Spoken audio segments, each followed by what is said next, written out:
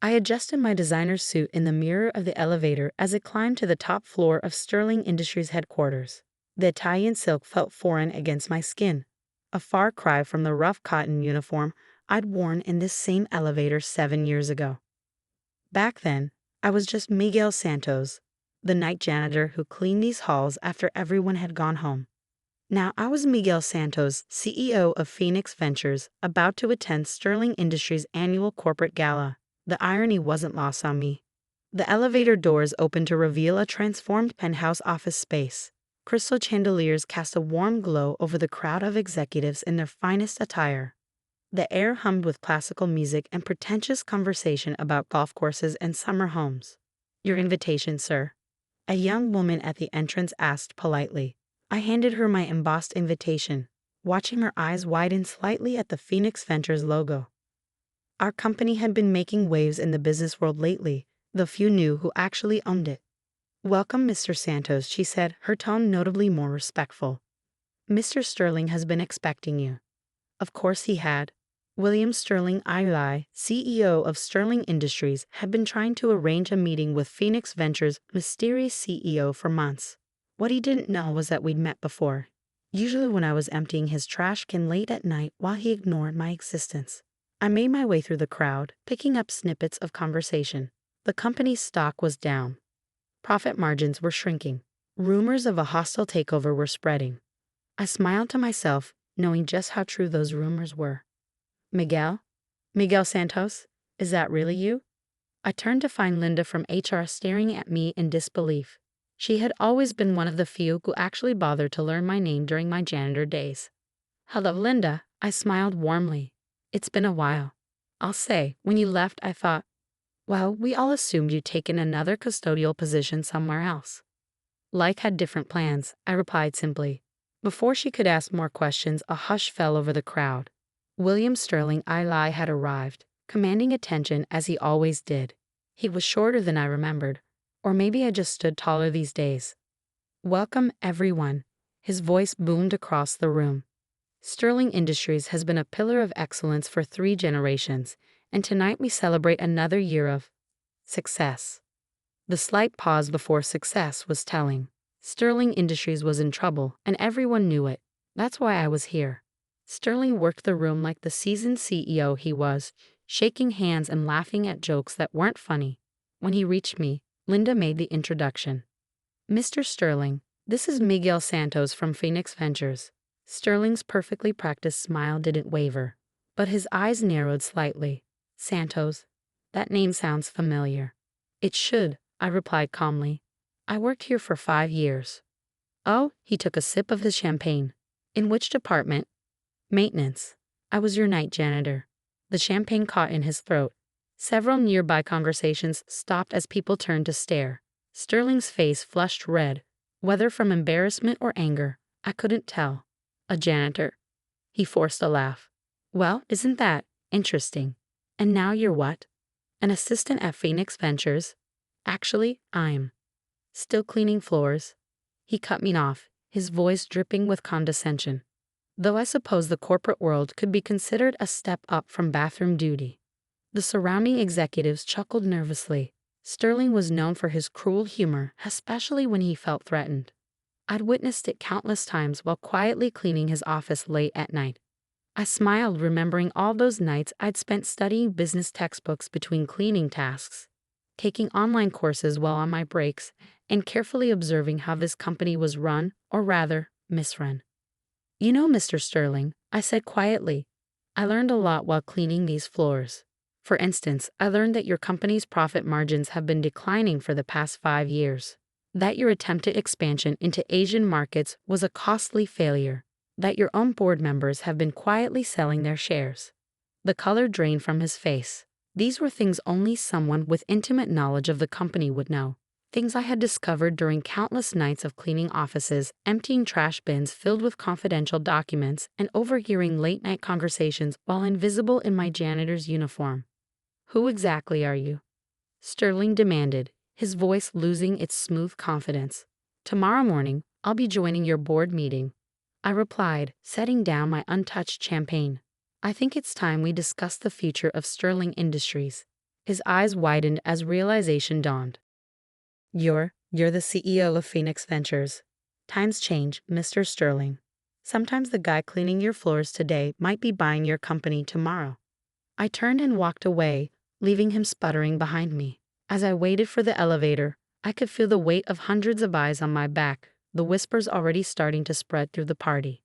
The same elevator attendant who had ignored me for years now straightened up and gave me a respectful nod. "Good evening, Mr. Santos." "Good evening, Thomas," I replied, using his name just as I had when I was a janitor. He looked surprised that I remembered it.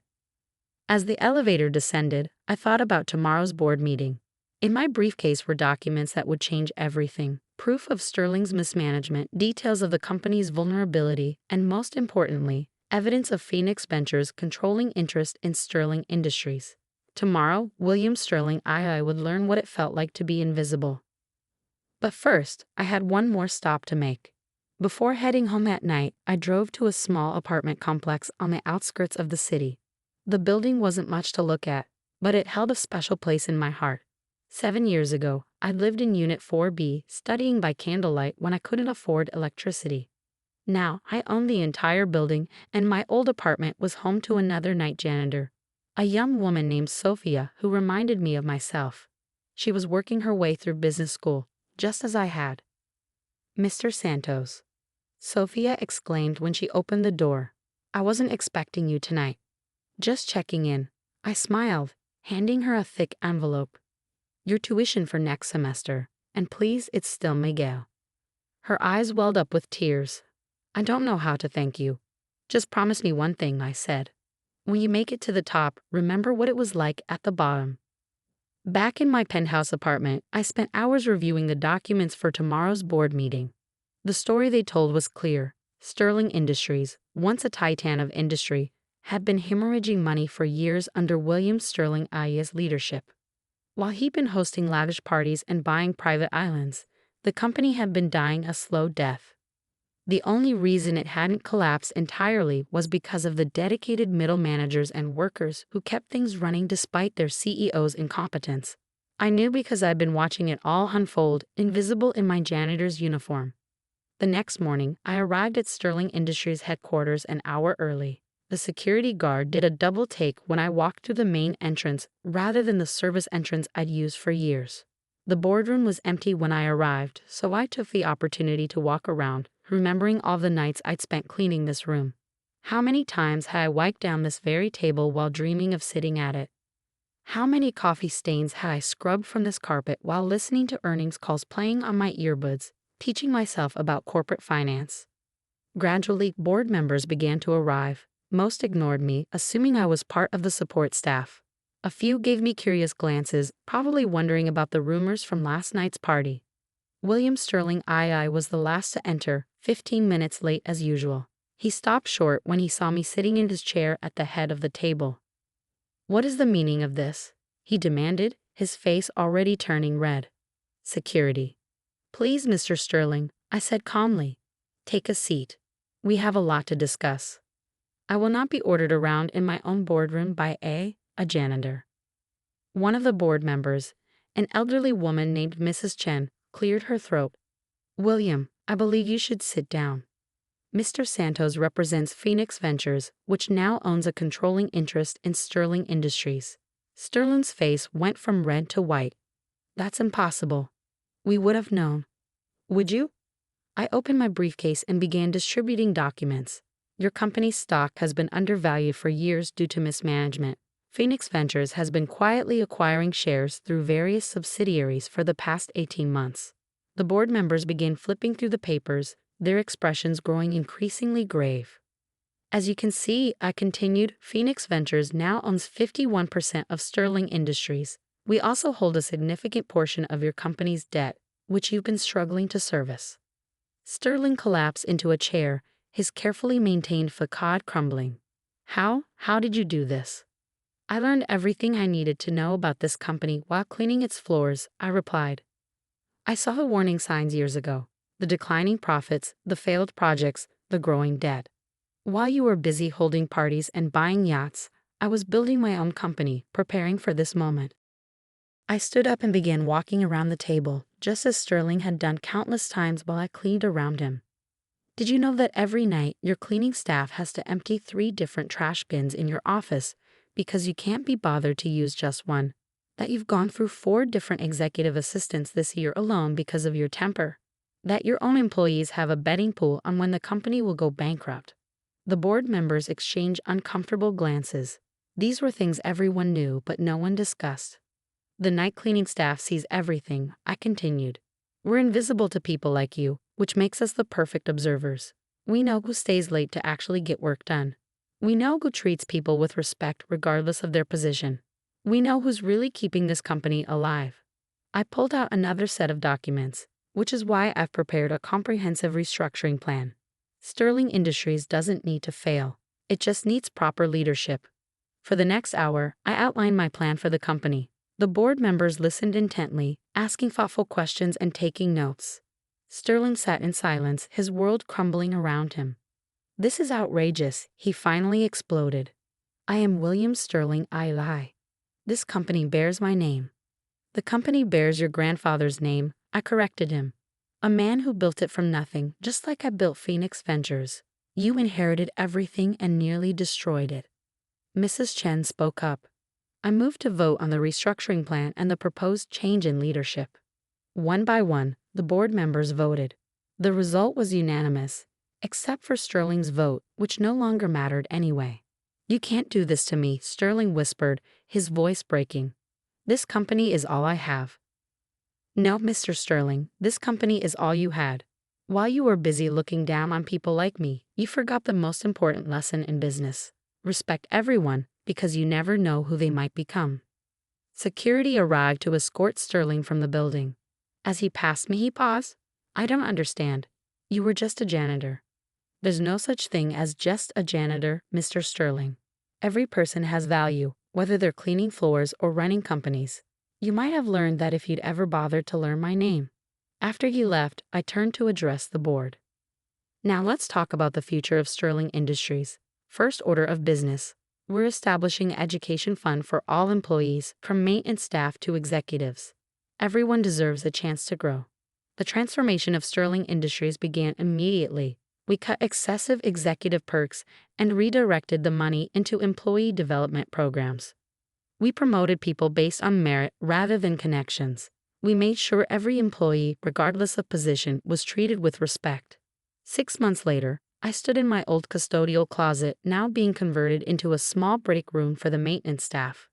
The mop and bucket I'd used for 5 years were still there. Should we throw these out? Sophia asked.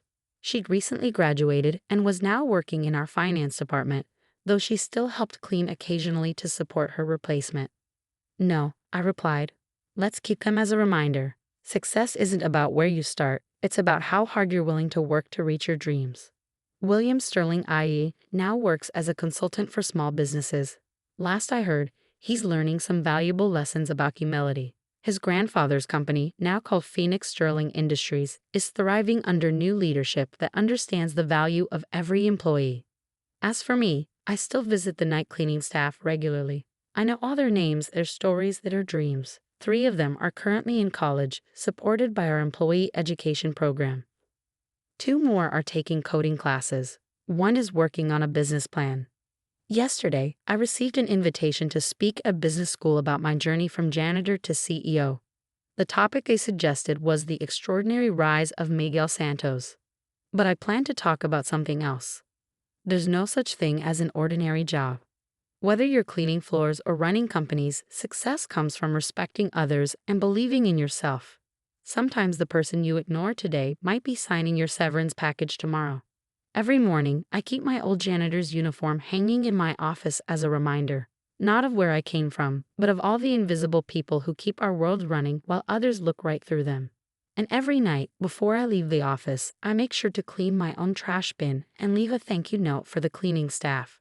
Because I remember what it was like to be invisible, and I promised myself I would never let anyone else feel that way in my company. The story of how I bought Sterling Industries made headlines in the business world. Some called it a brilliant strategic takeover.